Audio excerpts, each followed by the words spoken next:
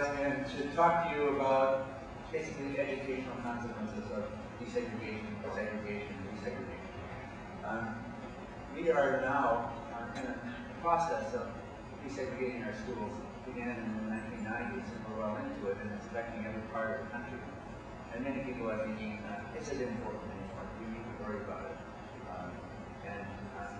I want to argue with you in my few minutes that it is important. It is important for a number of important reasons. Can you hear me a little closer? Yes, can you hear me now?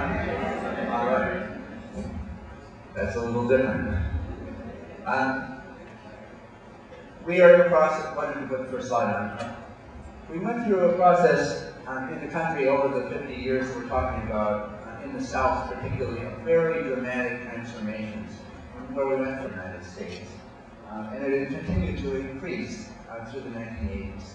It's now been going down towards greater segregation ever since. If I were to have time to show you all the other charts, I would show you, you are sitting in the heartland of segregation for black students in the United States. The Northeast is the most segregated region, and has been now for a third of a century, and very little has been done here. So it's very hard to talk about desegregation experiences here, except for a few suburbs and so forth. They don't exist. And most of the students are in schools that are rigidly segregated by both race and poverty. So the experience is extremely negative. Most of our central cities are overwhelmingly minority, have been for some time. The city of Boston has only 2% of the white students in metropolitan Boston. It has only 8% of all the students in metropolitan Boston. Really, we're in a metropolitan society which is predominantly suburban. And all of the racial changes taking place in the country is now suburban. That's the kind of the threshold issue, one of the threshold issues that we're talking about. We're also in a society that, since Brown has gone from a society that was thought of itself as almost 9/10 white to a society that's 40% minority in school enrollment and rising, and will become majority non-white in public and private school enrollment in the non-distinct future. So we have to think about race relations in schools and whether it makes a difference.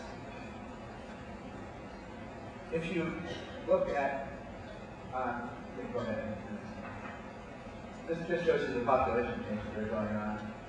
We lost 7 million white students. They didn't go to private schools since 1968. They were not born. The population is changing.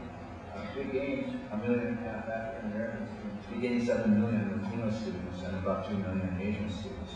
We're becoming a much, much more diverse society, and desegregation isn't a two-race issue. One of the things that I wanted to show you is that the achievement gap happened to be at its low point for blacks and whites at the same year that desegregation was at a high point. This is not a causal relationship, but it's not just a coincidence either. And it's been growing again. This shows you black and Hispanic reading scores relative to whites, and you can see that the gap closed very dramatically between the early 1970s and the late 1980s, and then it started widening again. This is something that we need to think about. I'm not making any causal claims to that, but it's not a mere coincidence either. Go ahead. This just shows you how different the regions of the country are. You can see this is extreme segregation, being in more than 90% non-white schools. You can see that for the South, which is the top line, there was an extremely dramatic drop in that kind of segregation between 1968 and 1988. That's really the effect of the Green case and urban desegregation plans. You can see that it lasted, but it's declining now. And you can see that for all the other regions, the drop was much less dramatic because basically the law made it much harder to get orders, and the districts are organized in a much more fragmented way in the metropolitan areas in the North and the Midwest. So the Milligan decision had much more devastating effect. You can skip that one. That's another look at the achievement gap. That's the same one you showed. Yeah, go to the next one. Desegregation has not been rejected by the American public. The American public favors more to be done to desegregate and believes that it's been successful educationally. And students who've been in integrated schools and parents who've been in them report very positive results. We're going to be reporting results before May 17 from surveys of 7 big school systems that show students of every race who are in integrated classes have had very positive experiences. Very similar to the data that was presented to the Supreme Court in the Ruger case. It shows you the basic problem of segregation in metropolitan America. All of the minority kids are concentrated in very small parts of metropolitan space thanks to housing segregation. And those are overlaid with district boundaries. But show the next one. This is where the poor kids live. And this is the key relationship for educational effects that you have to understand. There are almost no segregated minority schools that don't have concentrated poverty. In metropolitan Boston, 96% of the schools that have more than 9/10 minority children have concentrated poverty.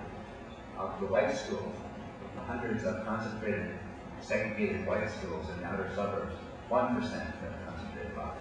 The ratio is 96 to 1. I think that this is one of the reasons why segregation is inherently unequal. It's because we concentrate poverty in schools.